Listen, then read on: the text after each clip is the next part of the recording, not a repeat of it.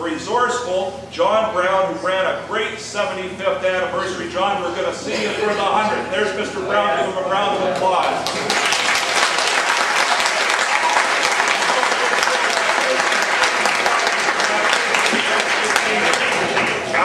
John, who could forget the tiger that was on this stage? Who could forget all the belly dancing? And I'm talking about the staff members. The staff members are great.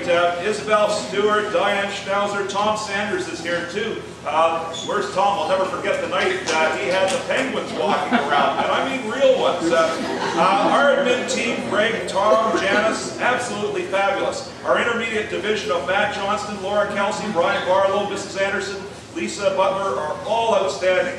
Prep time brought me into contact with the primary division. And I'm sorry I just can't give everyone's name and go over everything, but this was a chance to really have some fun and just Miss Saker, all these people just, well, the list goes on. The caretaking staff, Mr. Hilton is here somewhere, gave me an ear. They were fabulous. Mrs. Bricknell, who would pass on long distance calls from Dr. Pepper and Brendan, if you would remember that one. Thanks very much indeed.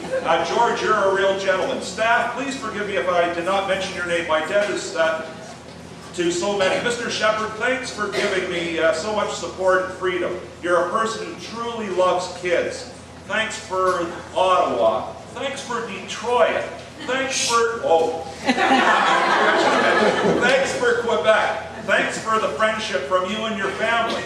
Thanks to the students of Room 8, and there are some here right now. You're very special. You're not just students. You're friends. Remember those handwriting days? Remember Santa Claus and Santa Claus's mother? We had the photos. Not just the Santa Claus, but Santa Claus's mother. They were for real. I'm glad to have the opportunity to salute you. By the way, we're going to turn you loose and you're going to produce. Mr. Gorley, we've known one another since Ed and Connie Cole days filled in. Mr. Gorley, Dr. Gorley, to you, my partner in crime, I extend every good wish that you will have many happy and active retirement years, secure in the knowledge of a job well done. A round of applause for Mr. Gorley.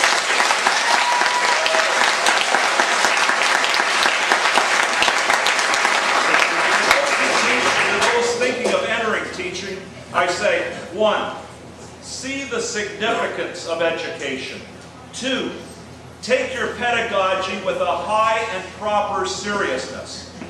3, hold education in a sacred esteem. 4, realize that education is one certainty against poverty. 5, realize that education can contribute to the economic and social strength of our country, the Dominion of Canada. 6, realize that education can contribute to an Ontario and local communities as democracies that are safe. 7, realize the importance of language, punctuation, and grammar. 8, realize that many of the most remarkable accomplishments are self-taught and not to be despised on that account. 9, do not spare yourself any pains in bestowing on your students your own hard-won knowledge. Number 10, incorporate into your lessons stories of life experiences, be those of yours, your students, people new to the country, or brave Canadians like Mr. Gurney of the Royal Canadian Legion.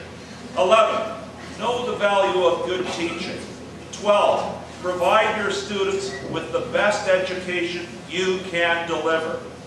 That was my goal. Thanks very much.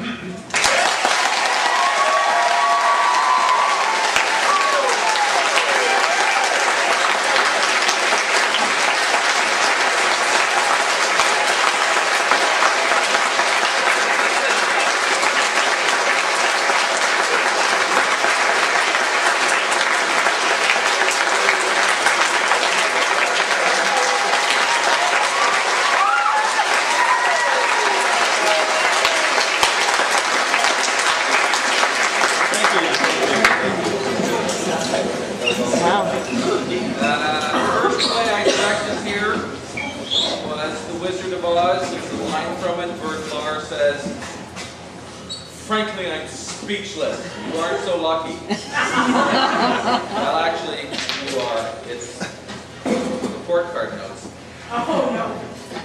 Number one, thank you all, the committee. Thank you all for coming. As I look in the audience, I see the new faces and the future. And hello, I'm going to get in trouble with Laura Kelsey again. And the more mature faces of education that has happened and is still happening. We've got, as John mentioned, a lot of old Scarborough people here. And that's old Scarborough, not old people. Mr. Kelsey knows. And it's grand. 34 years as a, and I still consider myself a Scarborough teacher, and that means excellence. John, Ed, the rest of you, you know what that means. You do what you can for the kids.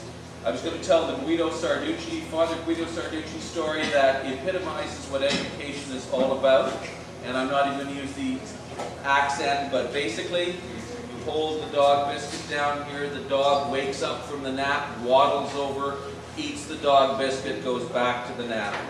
You hold the dog biscuit up here, the dog wakes up from the nap, waddles over, looks at the dog biscuit, jumps once, jumps twice, shrugs, goes back to the nap.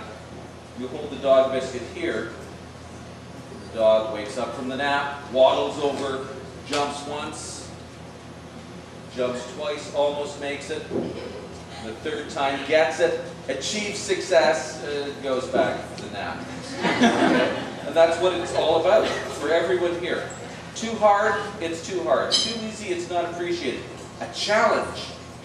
And whether it's the challenge of a play, of a French verb thing, whatever it is, the challenge and success is really, really important. And I'm looking at faces of former students here and present students, and you know what? You're all successes. You're all grand. You've all done very, very well. And I'm really pleased to have been part of that. Whether it's from grade 2, Little Bo Peep. Was it Little Bo Peep? Yes. And the first primary student to get a speaking role to the star of Footloose and a grand musical. Each and every one of you have done something, and I've been able to share some of it, which has been grand, and I've been able to share 14 years here, and that's good. Side note to the Father Guido Sarducci story, I was explaining that philosophy of education to a parent at Joseph Grant where I first started out, and the parent looked really into it as I explained, and then said, 3, 4, 5, 6, 7. Hey, are you calling my daughter a dog? That's what education is all about. It's been grand here at Birch Cliff, the home of the champions. I'm proud to have been one of the champions. I'm proud of you all, and thank you very much for coming out.